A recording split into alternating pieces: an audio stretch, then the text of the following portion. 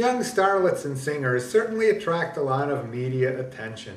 These include famous young women such as Britney Spears, Paris Hilton, and Lindsay Lohan. These high-profile women are especially likely to show up in the tabloid media when they engage in risque behavior, such as appearing in public scantily clad or intoxicated. Still more alarming, there may be rumors of wanton sexual activity, or of a rapid succession of boyfriends, or other signs of promiscuity. When this happens, the media coverage almost always takes a negative tone, and the public is usually in full agreement.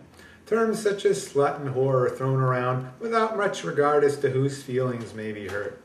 The general attitude seems to be, any woman who behaves like this deserves what she gets.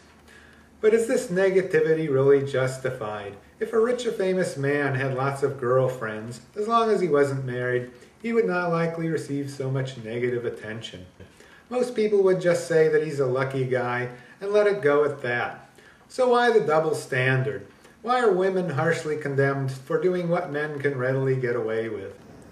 Many people attribute this to male domination of American culture. American men are supposedly fascist pigs who want to keep women in their place.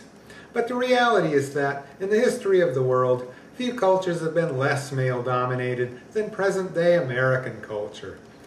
In fact, if one were to make a study of other cultures, especially primitive cultures, one would find that it's very common for girls and young women to be much more restricted and controlled than boys and men. In some societies, women must be completely covered from head to toe while in public. In other cultures, unmarried women and girls are routinely sequestered so that they cannot have any premarital contact with males. Among the harshest tactics is a practice known as female circumcision, in which parts of the female genitalia are cut away with the intended purpose of making sex less pleasurable and therefore female promiscuity less likely. The universality of the double standard makes it clear that it's not merely an artifact of American culture. Something much more powerful and fundamental is at work. One could refer to religion and claim that it's all God's will. In fact, many men claim this as justification for their treatment of women. However, this sort of answer is not very satisfactory in today's modern world.